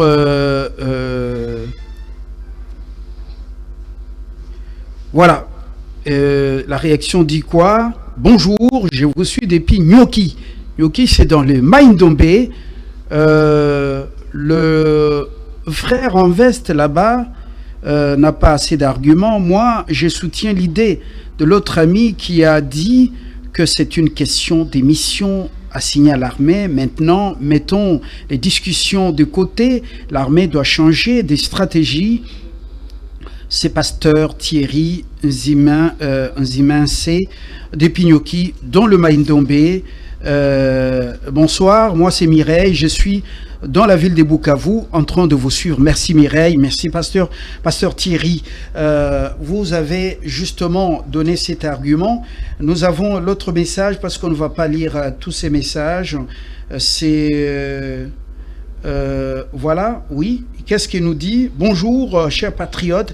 Est-ce que les pauvres Congolais devront faire la marche jusqu'au front pour compenser les compétences des autorités? Voilà, ce sont des questions. Peut-être vous allez ramasser quand vous allez prendre la parole. Richard Mpinda, vous avez suivi quelques questions. Mais c'est son point de vue. Ouais, c'est son point de vue. Voilà, nous complétons. Qu'il se rallie à tel n'est pas trouvé que je n'ai pas des arguments, c'est son point de vue. Voilà. Ça ne m'engage en rien. Voilà. Richard, est-ce que vous êtes... c'est-à-dire, le ciel est tombé sur nos têtes avec l'occupation des Goma. Est-ce que c'est les requiem de cette nation? Quel est votre message? Mon message, il est simple. Je l'ai dit et je le redis encore ici. Nous avons besoin des patriotes, chacun dans son rôle. S'il faille à ce que nous prenions tous des armes pour défendre cette patrie. Moi, j'ai des enfants à qui je n'ai pas accepté une autre nationalité, même étant né en dehors de ce pays, parce que je suis né ici et je tiens à cette nation ici. Il faille à ce que nous puissions préserver les limites de 1960. Sur ces, j'encourage les boycotts, j'encourage la distribution des armes pour défendre la patrie. Parce que même lorsque vous allez en période de guerre, on peut recruter même de manière forcée, on peut même donner des armes pour que l'on défende cette patrie. Parce que ça, ce sont nos terres, ça, c'est nos patries. Je n'ai pas demandé à être congolais. Dieu en a décidé ainsi et j'y vais tel quel. Et deuxièmement, c'est la responsabilité de l'État. Je crois que le président Tshisekedi, Monsieur le Président, on en a assez, vraiment assez de ce grand cœur que vous avez. Il est temps maintenant de joindre la parole à l'acte. C'est-à-dire que la promesse que vous aviez faite, que vous irez jusqu'à la mort, je suis parmi ceux qui sont disposés à vous accompagner sur cette voie-là. Et je pense au moins que mes enfants seront fiers de ce que j'aurais fait par rapport à ça. Voilà pourquoi je vous rappelle, Monsieur le Président, il est temps que nous puissions mettre de belles vestes, chemises, cravates et tout ce que vous voulez des côtés, que nous puissions tous défendre la patrie. Vous voulez de la voie diplomatique, mais à ces jours, cette voie diplomatique a démontré ses limites. Le salut ne viendra pas de l'Occident, mais le salut viendra de nous-mêmes, Congolais, particulièrement, et des Africains. J'ai dit. Un engagement qui vient du cœur, on l'a senti pendant que vous étiez en train de parler. Ça affecte. Mais nous plaçons au-delà des émotions, au-delà de blessures, au-delà de... Je ne parle pas de l'humiliation. Parce que les Rwandais ont perdu beaucoup d'hommes. Et le deuil interdit à Kigali. Et ils n'ont pas lâché prise parce que ceux qui viennent chez nous, ils ont ce cœur de donner facilement la mort. Et quelle attitude, quel message aux Congolais de Goma, très nombreux, au-delà de 2 millions. Ceux qui sont venus des provinces, des territoires qui sont dans les camps, des déplacés. Quel message, même s'ils sont sans courant et sans eau potable, mais certains qui ont chargé leur phone sur les solaires et par moments qui nous regardent en ce moment grâce à l'énergie solaire, quel message vous avez, Mutabazi? Moi, je veux commencer par m'excuser. Parce que pour moi, c'est comme si on a échoué avec toutes les formules qu'on a amenées au gouvernement. Chaque jour, je me demande qu'est-ce que personnellement, moi, je n'ai pas dit assez pour faire comprendre, pour que cette guerre aille autrement. Je n'ai rien à leur dire, je n'ai qu'à le montrer par mes actions. Je dis la première chose, une des premières choses dont je suis désolé, est que dans le budget couramment, on avait demandé une ligne spéciale pour les déplacer de la guerre partout, mais il n'y a pas eu de réponse jusque-là favorable. On va continuer à faire ce qu'on va faire. Croyez-moi, on a perdu une bataille, mais on n'a pas perdu la guerre. L'armée, à la fin de compte, on en viendra vainqueur. Le danger de donner les gens les armes, c'est celui-ci. Sous Mamadou, on a donné aux civils les armes. Comme Mamadou est mort, on n'a pas su à qui on avait donné les armes. Et à la fin de compte, la guerre était finie. Mais on a eu un problème de criminalité à cause des armes qui étaient dispersées partout. On doit avoir foi en cette armée. Je demande à la population de Goma partout, là-bas, d'avoir foi en cette armée. À la fin des comptes, ces questions seulement, le Rwanda n'a pas gagné, ils ne sont pas plus stratégiques que nous. Il nous a battus. On est en train de tourner en rond dans la paix à l'Est.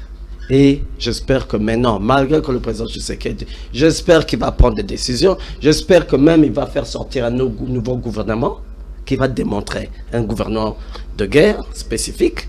Moi-même, je suis en train de taquiner l'idée, je dis, le prochain ministre des Affaires étrangères congolais doit être un Tutsi ou une Tutsi. Pourquoi? Parce que je veux qu'on élimine cette discussion, ce soubassement de dire que les Tutsis sont discriminés. On veut voir. Non. Vous allez tomber dans ces pièges. Cette phrase qui est dans la bouche de chaque diplomate à New York, et c'est le discours de Kagame.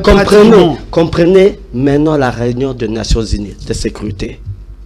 Le ministre rwandais en train de dire le 1-23 existe à cause de Tutsis. Il dit ça. On aura un ministre. Donc vous croyez au Non, on aura un ministre des Affaires étrangères congolais qui peut lui répondre. Mais pourquoi ça doit être nécessairement un Rwandais? Laissez terminer son Je n'ai pas dit Rwandais, toi tu exagères. Non, j'exagère. Il y a des Tutsis congolais. Vous venez défendre la cause Tutsi ici. Non, laissez-le terminer son raisonnement. De travaux publics, ce n'est pas un Tutsi. Est-ce que tu as compris? Le commandant de la... Oh là là. Il dit... il donne un argument. Est-ce que le ministre de l'Infrastructure, Alexis, est-ce qu'il va aux Nations Unies? Est-ce que c'est militaire? Pourquoi il faut que nécessairement qu'ils aillent? Nous avions Bizimakara, il me pose la question, je réponds. Donc nous sommes agressés pendant ce temps, nous sommes à la recherche des solutions. Laissez-le réfléchir. Tu ne comprends pas le marketing stratégique qu'on doit faire. Avoir un ministre qui va répondre aux Rwandais, à l'azur, au vieux de tout. Chassez-le après 2 mois. On peut prendre... Guizaro, le maître des affaires étrangères, soyez patient. Il n'y avait pas la guerre aujourd'hui. Il n'y avait pas de guerre. Aujourd'hui, c'est pas la guerre aujourd'hui. Ah bon? Si toi tu veux, tu peux remettre Bizimakara. Moi, je dis ceci. Oh là là. On met quelqu'un là qui n'a pas de cordon ombilical congolais. Il y a des Tutsis congolais qui va dire à l'autre, pourquoi vous vous amusez dans nos problèmes? Il y a des Tutsis qui sont devenus congolais. Bon, on a donné. C'est la définition n'importe quoi. Mais dès que la personne dit, sur le plan des médias internationaux, les donnes changent. Si vous voyez Al Jazeera, quand ils disent 1-23 soutient la cause Tutsi, il faut qu'on arrive à tuer le feu avec le feu. Et ceux qui comprennent ça sur des maisons stratégiques, je dis il faut un premier ministre. Vous nous ramenez à Matungulu pour donner notre image sur le développement économique, programme de restructuration, c'est entre eux. Le président doit faire sortir. Nous avons un message qui vient de parler. Moi, c'est Kianga Wa Solela depuis Moba. Mon point de vue est que la RDC n'a pas vraiment le temps à perdre pendant que la vie de nos compatriotes est en pleine souffrance, en plein danger. Je demanderai aux institutions gouvernementales de prendre des mesures adéquates afin de sauver des milliers d'âmes. Et l'autre message avec une vidéo de 47 secondes de la ville de Goma est sous contrôle des FARDC. Et d'ailleurs, il y a lieu de parler de ça avec précaution. La liesse à Bukavu qui vient d'apprendre cette nouvelle, et l'info est également sur le bandeau défilant de Malaika TV. Voilà, moi je vous lis le message parce que nous sommes vraiment en direct. Je prends quelques messages et je les lis in extenso, justement. Donc, c'est à vous de vérifier également. Et nous allons confronter les sources avant de livrer justement la moisson dans le journal de 19h30 sur Congo 26 Télévision. Vous avez terminé ce que vous aviez à dire. Nous chitons. Wenamoyo, vous avez une préoccupation envers Richard Pinda? Il faut dire que j'avais tellement de questions. Oui. Bon, il faut dire que la télé, c'est le temps. Je pense les garder pour de prochaines séances. Mais j'aimerais dire ceci. Je dis aux autorités, à la population, je l'ai écrit, j'aimerais les lire tel que je l'ai écrit ce matin. Il devient clair que nous sommes infiltrés, mais il y a de traîtres. C'est à les prendre individuellement, mais même s'il s'agisse du groupe, car ils le sont pour des intérêts personnels égoïstes. étendre la question sur l'ensemble de nos compatriotes vivant à l'est du pays, c'est justement jouer le jeu de l'ennemi et faire les lits de la balkanisation projetée. L'heure est à la prise de conscience collective du fait que nous sommes en guerre et que nous devons affirmer notre cohésion nationale pour défendre notre intégrité territoriale. Nous n'avons que la République démocratique du Congo comme pays. Et alors, il y a intérêt de se battre pour l'intégrité territoriale de ces beaux pays. On y croit. C'est très bien dit. On y croit. Bende le Kokoyate, je vais quand même dire à monsieur, oui, Bende le Kokoyate, on y croit que nous sommes une nation forte, indépendante, et nous croyons à des résultats escomptés dans les jours à venir. C'est un très bon message, un message d'encouragement. Avant que je ne puisse conclure, je crois que Richard a parlé avec son cœur à un moment donné, mais il ne faut pas qu'il quitte le plateau. Peut-être avec une autre inspiration, dernière minute. Richard? Oui. Vous êtes très touché là. Je voudrais encore interpeller le président Tshisekedi. Monsieur le Président, il y en a de ceux qui sont condamnés à mort pour la traîtrise. Qu'attendons-nous pour les exécuter? C'est ça la question que je réserve au président Tshisekedi. Parce que je pense qu'en les faisant, nous allons décourager ceux qui prennent les armes contre la République. La pression que vous recevez de l'Occident, c'est juste pour encourager ceux-là qui prennent les armes contre la République de continuer sur cette voie-là. Il faut exécuter la peine de mort. Voilà, j'ai dit. Jo, vous nous avez encouragés. Et ça me rappelle ce que vous avez dit autrefois. Covid ne va pas nous exterminer tous. Parce que... tous. Il y en avait qui portaient des gants. Ça me rappelle. Et Covid ne nous a pas exterminés tous. Il y a quelqu'un qui a failli me tuer. Non, il a failli me cogner après l'émission. Il est venu, il a dit, toi tu as dit que Covid ne va pas nous tuer, ça va nous tuer. Et par coïncidence, c'était mon voisin.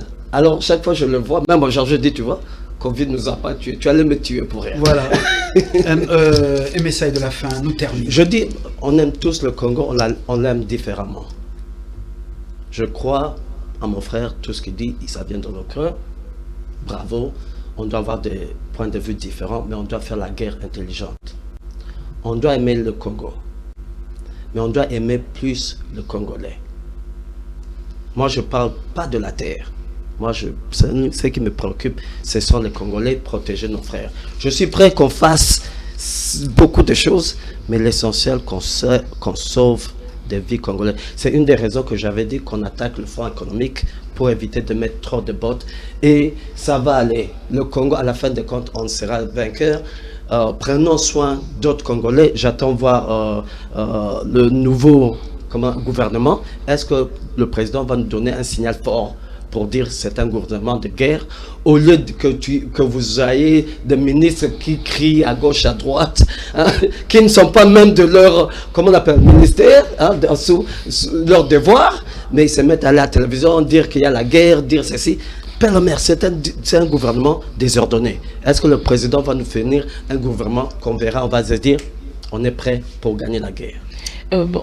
Et puis, vous, en tout cas, je voulais demander, lorsqu'ici il y a quelqu'un, le moustique l'a piqué, voilà, bon, avec les déplacements accordés, les titres de voyage, les séjours ailleurs, des réunions symposiums et autres, et nous, société civile, nous déclarons, nous, confession religieuse, jusque-là, je sens que tout le monde s'étairait.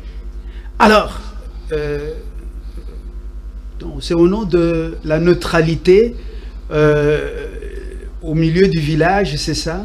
Je peux dire seulement en cours pour dire on aime le Congo différemment, ils peuvent avoir des émotions, je ne les connais pas personnellement. Est-ce qu'ils devaient dire quelque chose? Oui, mais vaut mieux qu'ils se taisent qu'ils disent la mauvaise chose. La mauvaise chose aujourd'hui, on fait paniquer le Congolais, comme le temps du Covid. Je préfère qu'ils se taisent au lieu de venir dire des discours tribalistes, dire on est infiltré, c'est pour ça qu'on a perdu la guerre, le monde est fini. Moi, je préfère qui se taisent au lieu de venir aggraver la situation qui n'a même pas besoin d'être aggravée. On attend. Peut-être que chez vous, vous avez déjà la résolution de ce Conseil de sécurité du dimanche. Moi, je ne l'ai pas encore reçu. Et puis, ça tarde. Je ne sais pas encore, ce sera un texte plein d'hypocrisie, avec des formules flatteuses, voilà, la neutralité. Est-ce que ce n'est pas un conseil d'insécurité mondiale? Je pose seulement la question, je n'ai rien. Moi, je voulais donner en tout cas ma conclusion, mais je voulais donner du temps à Richard Pinda pour 1 minute 30. On parle aujourd'hui de la situation qui s'enflamme sur terrain face au silence du gouvernement. Est-ce que nous devons réellement attendre qu'il y ait un remaniement au sein du gouvernement? Parce que l'on peut dire aujourd'hui, avec tout ce qui va avec le ministère le ministre de Défense, Toumiwe, qu'on se le dise clairement, il y a certains membres du gouvernement et Soumounoua et son équipe, quels seraient les résultats actuellement? Bon, nous sommes un peu perdus dans l'histoire. Qu'est-ce qu'il faudrait faire? Est-ce qu'il faudrait peut-être s'allier à l'idée de M. Josué qui dit qu'il faudrait bien avoir... Oui, Josué Kimonion. Ne soyons pas dans l'autoflagellation. Nous sommes agressés. M. Moutabazi qui parle du gouvernement de guerre. Est-ce que nous devons voir un gouvernement de guerre, des hommes conscients de la mission pour l'intérêt de la population? Je dis bien pour l'intérêt de la population, parce qu'on connaît, dans ce pays, on se connaît bien. Dire qu'il sera question d'un gouvernement de guerre, ça sera la forme. Okay. Mais le fond restera le même, parce que ce sera la même personne. Il ne faut pas oublier une chose, que le processus pour fragiliser les FARDC, pour infiltrer les institutions de la République, tant politiques que militaires, ne date pas d'aujourd'hui. Okay. Des temps immémoriaux. Je pense qu'il y a des efforts qui ont été fournis pour que l'on puisse avoir aujourd'hui une panoplie d'unités spéciales pour éventuellement répondre. Et je crois que nous sommes dans un triangle qui appelle l'implication de tous les acteurs. Ici, je vois les FARDC qui attendent des politiques. Et les politiques, ici je sous-entends le gouvernement de la République, l'exécutif de la République, qui attend aussi. À titre illustratif, si 2 ou 3 membres du gouvernement étaient menacés, vous pensez qu'ils resteraient dans ces silences-là? On a déjà un gouverneur qui est parti, là. Non, menacés comment? Pas membre du gouvernement. C'est-à-dire que si on organisait des manifestations, d'accord, ok, devant 1 ou 2 membres du gouvernement, je pense qu'une action rapide va arriver. C'est-à-dire qu'il faut que tout le monde s'implique. Il faut que tout le monde s'implique. Et principalement, la population doit prendre conscience de l'enjeu. J'ai dit 2 choses. Soit nous sommes esclaves de Kagame et sa bande, soit nous sommes un peuple libre sur nos terres. Je rappelle ici Mouzé, qui a dit qu'il faut faire de cette guerre longue et populaire. Et par populaire, je sous-entends qu'il faut distribuer des armes. La thèse pour que nous allions... La thèse tient toujours, elle ne date pas d'aujourd'hui. Parce qu'on en a marre, on en a ras-le-bol. Il ne faut pas oublier une chose, que tout ce qui est envoyé comme argent pour acheter les armes, ça peut servir à beaucoup d'autres choses. Ça peut permettre à ce que nous puissions assurer la couverture santé universelle. Ça peut permettre à ce que nous puissions, cette fois-là, atteindre l'éducation, la gratuité de l'éducation aux humanités. Parce que c'est le message, en fait, c'est une des promesses du président de la République pour la campagne. Une promesse de campagne. Vous voyez ça? Et donc, il y a beaucoup de choses avec lesquelles nous pouvons construire les routes, ainsi de suite, tout ça. Exécuter la peine de mort, bien sûr, en l'étendant aussi vers ceux qui détournent, ça permettrait à ce que l'on puisse avoir du respect pour le bien de l'État. les patrimoines de l'État, entre autres l'argent de la République. Et donc je pense qu'il faut atteindre un autre niveau. Voilà où j'ai dit, président de la République, Azomotema Yaboboto, Yakibonzambe Wana Chango Pembeni. Et aujourd'hui, nous devons faire la guerre au Rwanda. Nous en sommes capables. Nous en sommes capables. Nous Merci. devons faire la guerre au Rwanda et nous devons même aller jusqu'à changer de régime là au Rwanda. Merci Richard. Titi Lusamba est en train de suivre en direct depuis Bujumbura, au Burundi. Elle nous dit bon courage, patriote.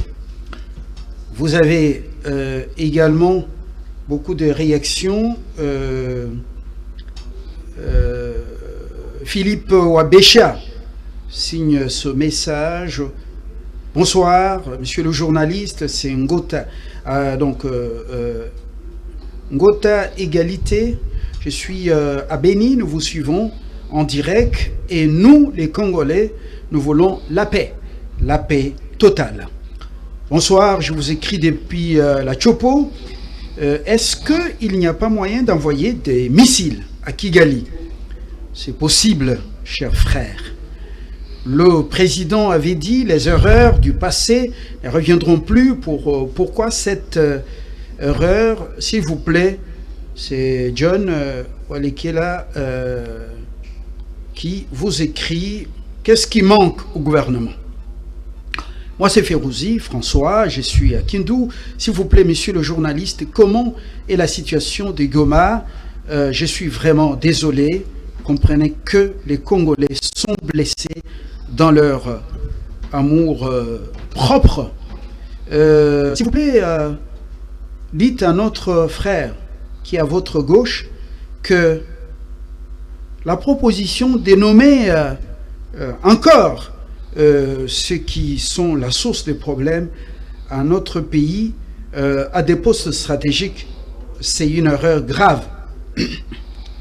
Et puis, parce que nous sommes à la fin, il y a beaucoup de messages, vous comprenez, nous sommes en direct. Je voudrais boucler la boucle. Merci Richard. Merci à vous D'être revenu. Vous étiez sur un autre plateau. Vous êtes fait violence dans les embouteillages pour nous joindre. Merci ici. à vous d'avoir invité. Merci de tout cœur. Merci. Jo, d'être venu et d'analyser les choses sans couleur politique, avec des propositions concrètes. Notre souci, c'est que ce pays retrouve son intégrité territoriale. Merci. Wena Moyo. Merci. En Tchoulouba, on dit Mwena Moyo. Wena Moyo, Ebenezer, c'est notre consoeur ici. Je voudrais placer un petit mot pour dire, je n'ai jamais perdu l'espoir, moi. Je crois en cette nation forte, prospère. La nation dont il est question dans Sophonie. Un pays au-delà de l'Éthiopie, traversé par des fleuves, et dont le peuple viendrait avec des offrandes pour les offrir à l'Éternel. Les richesses ici ne sont pas gratis prodéo. Kagame ne va pas les terminer avec ses partenaires occidentaux, européens, américains, canadiens. Le complot est international. Je laisse Dieu calme, selon la demande de M. Mpinda, Richard, mais je crois en ce Dieu que mon pays ne sera jamais. Ce que Kagame fait, il a fait sous Kabila, on connaît les combines et tout ça, voilà. Je connais l'hypocrisie des instances internationales parce que j'ai accompagné une autorité dans beaucoup de rencontres. Je ne crois pas en ces gens, mais ce ne sont que des humains. Dieu lui seul reste éternel. Mais ce pays a besoin des Caleb, des Josué, des hommes avec grand H, des femmes avec grand F, des hommes insoumis qui ne reçoivent pas le dictat de l'Occident obéit. Il a besoin des hommes courageux qui nous vont écouter que la voix de leur cœur et qui vont agir pour le salut de ce peuple et pour son intégrité territoriale. C'est possible.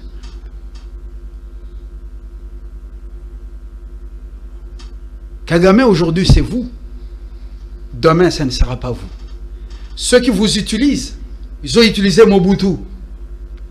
Ils l'ont défait. Ils lui ont même promis d'être traînés dans les rues de Kinshasa. Ils ont utilisé Savimbi et ils l'ont fait cribler des balles. Ils abandonnent ceux qu'ils ont utilisés. Vous n'êtes que des esclaves de palais. Et votre temps approche. On vous conjuguera dans le passé. Mais le Congo, il va rester. Parce qu'il y a un pays des promesses. Toute notre compassion à Freddy Mulumba, le patriote, dont le fils a été tué à Kinshasa. Et les assassins sont aux arrêts. Nous attendons que justice soit faite. Les traîtres ne sont pas éternels, internes tout comme externes. Bonsoir chez vous.